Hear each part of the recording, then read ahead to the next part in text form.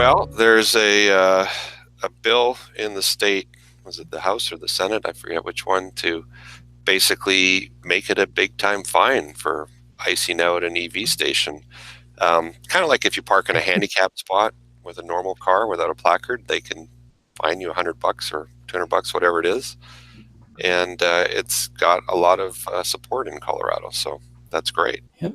So this morning I read a post by one of the Tesla groups that just opened a station in New Jersey somewhere, and it keeps getting iced. And there was like one open spot, and the guy saw somebody pull up, and he said something, and they're like, "Oh, well, they're not going to tow me. I'm not going to get a ticket, so F off." Yeah. And Well, brand if you new get a $150 ticket, you might think twice about that. exactly. It's a brand new 12 stall station that Tesla spent, however much in hardware plus the rent, and the customers can't use it. And they have this attitude, this exact same attitude for the convenience charger by the movie theater, one town over from us. And a couple of the owners have written nice notes saying, "Hey, this is a fueling station. Please don't block it." And you get just vitriol and just brimstone and anger just written back. Thankfully, nobody's car has been. Hang on, you say it's a convenience store next to the movie theater, and they're upset about movie patrons stopping at the convenience store? They're buying the Twizzlers there to take into the movie theater. Mm-hmm. Yeah, but no, if they're taking the parking spaces. Yeah, so the parking space is gone, and then it's just the messages you get back are just terrible, and it's like, yeah, they're the closest 3 spots next to the disabled spots, but if they ran them to the proper spaces, it would cost more, and then everybody pays for that. Yeah, that was one of the things brought up in the article, and this is one thing that I've heard many times in online forums, that EV drivers are just happy to have the plugs, and they don't need to be the front plugs right in front of the front door. They could be in the back row. But they're in like, see, so if the parking lot runs the length of the building, maybe they're right up against the building, but farthest away from the front door. Those ones are cool, but in this case, it's a parking garage. So to get it to the undesirable spots, you're looking at 4 to 8 times the price. Yeah, and you have to run the copper, and and that's one of the biggest issues. And it's just usually often more convenient to put it right in front of the front door.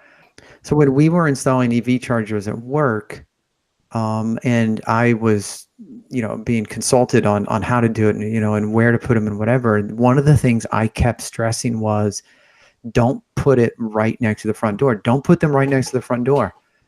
Unfortunately, it was the cost of running the copper and running the wire and trenching and everything. But then also, because this was a corporate parking lot, they really wanted them right in front of the doors because they wanted customers and people to see that we have them, especially since we manufactured the chargers. Right. But, so I kind of lost out on that. But, the argument is there. They don't have to be right in the front door. And then a lot of the animosity goes away because we're not taking the prime spots. We're off at the far end that nobody wants to park at. So don't bother icing us. Park closer to the door. And then if they've iced you at that point, they're just jackasses. Right. And Colorado, in Illinois, it is I can't say I call it a crime, but you can call the police, and I could, if I wanted, call the police on someone icing a spot, and they can have them ticketed and towed. Even in a private enterprise? Not in a private place, no. Yeah. But I mean, there are signs that says in a private space, property. You can still get fined if you park in a handicap. Yes, right. And technically, in a private space, we could call the police for trespassing. Right. But in a public space, if someone is parked in a charging spot and they don't have a plug-in vehicle, you could call the police in the same way that if they were parked in a handicap spot, and they could be ticketed and towed. Let the air out of their tires too. Yep. Or you do that, but then the security cameras get involved, and now you're the vandal. I mean, there's so many things we would love to do. I know, but this day of constant camera awareness.